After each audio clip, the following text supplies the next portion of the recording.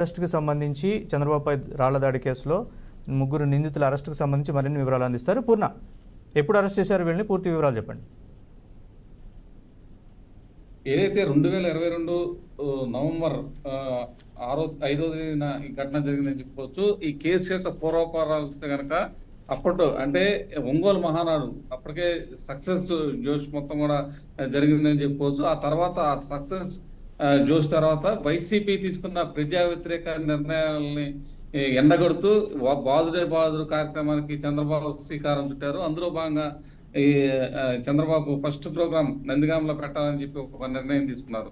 అయితే మంచి జోష్ మీద ఉన్న టీడీపీ కార్యకర్తలు కావచ్చు, లేకపోతే ఆ రోజు బాదుడు కార్యక్రమానికి అశేష ప్రజానీకానికి అక్కడ హాజరయ్యారని చెప్పుకోవచ్చు. అక్కడ ఆ రోజు జరిగిన పరిస్థితి చూస్తే కనుక ఆ రోజు కవరేజ్ కూడా వెళ్ళడం కూడా జరిగింది. ప్రధానంగా చూస్తే కనుక నందిగాం పట్టణంలోకి వచ్చేపాటికి భారీ జనసందోహం మొత్తం కూడా వచ్చింది.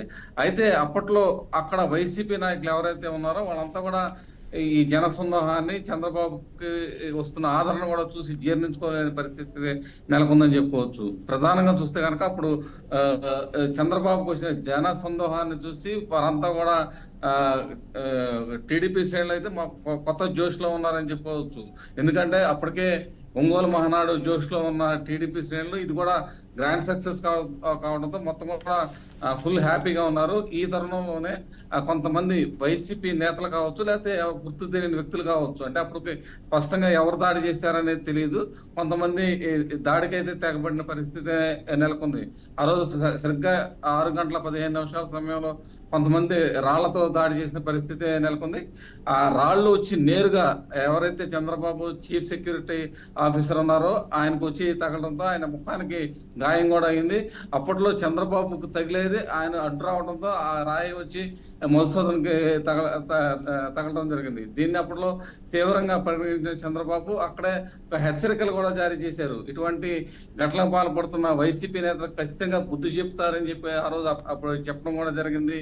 అప్పుడు దీని మీద స్థానిక టీడీపీ నేతలు వీళ్ళందరూ కూడా దీన్ని చాలా సీరియస్ గా తీసుకుని దీన్ని వెనుక ఎవరున్నారు ఏంటి అనేది మొత్తం కూడా వెంటనే దర్యాప్తు చేయాలని చెప్పి కూడా అప్పట్లో పోలీసులు కూడా తెలపడం కూడా జరిగింది. అయితే అప్పట్లో ఉన్న వైసీపీ నాయకుల ఒత్తిడి కారణంగా ఎవరైతే వైసీపీ నాయకులు స్థానిక నేతలు కావచ్చు, లేకపోతే ఆ జిల్లాకు చెందిన వైసీపీ నేతల ఒత్తిడి కారణంగా అప్పట్లో ఎవరైతే పోలీస్ కమిషనర్ గా ఉన్న క్రాంతి రాణా టాటా, ఇది మనం పర్టికులర్ గా గుర్తుంచుకోవాలి. ఎందుకంటే ఇప్పుడు జత్వాని కేసుకు సంబంధించి ఆయన సస్పెండ్ అయ్యారు. ఏది మన ఇటీవల కేసు ఒకటి కేసు విషయంలో ఆయన మొత్తంగా సస్పెండ్ అవడం కూడా జరిగింది. అయితే ఆ ఒక మాజీ ముఖ్యమంత్రి మీద దాడి జరిగిన ఘటనని ఆయన చాలా చిన్న ఘటనగా తీసుకున్న పరిస్థితి నెలకొంది. ఎందుకంటే ఆ రోజు అర్ధరాత్రి పూట సుమారు 12 గంటలకు ఆయన ప్రెస్ మీట్ పెట్టి ఇది చాలా చిన్న ఘటన, అది ఎవరో టీడీపీ కార్యకర్తలు దండలు వేసుకుంటే అక్కడ ఈ ఘటన చోటు చేసుకుందని చెప్పి తేలిగ్గా కొట్టిపారేసిన పరిస్థితి నెలకొందని చెప్పుకోవచ్చు.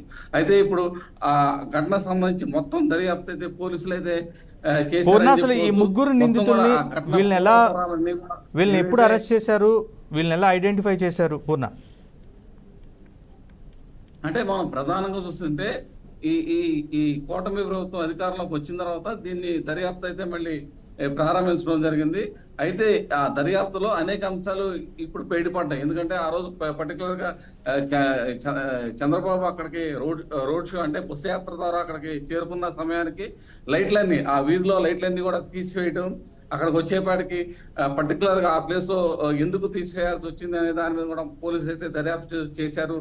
ఆ సమయంలో ఎవరెవరు అక్కడ ఉన్నారు, వైసీపీ నాయకులు ఎవరెవరు ఆ చుట్టుపక్కల ప్రాంతంలో ఉన్నారన్న కోణంలో మొత్తం కూడా ఆ దర్యాప్తు అయితే ఇప్పుడు చేస్తున్న పరిస్థితి నెలకొంది. దానికి సంబంధించి ముగ్గురు వైసీపీ చెందిన నాయకులు ఉన్నారని చెప్పి గుర్తించి వాళ్ళ ముగ్గురిని తీసుకుని ఇప్పుడు విచారణ అయితే ప్రారంభించారు. Right Purna, thanks for the update.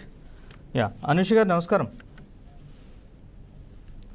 Anusha గారు, అప్పట్లో చంద్రబాబుపై దాడి కేసుకు సంబంధించి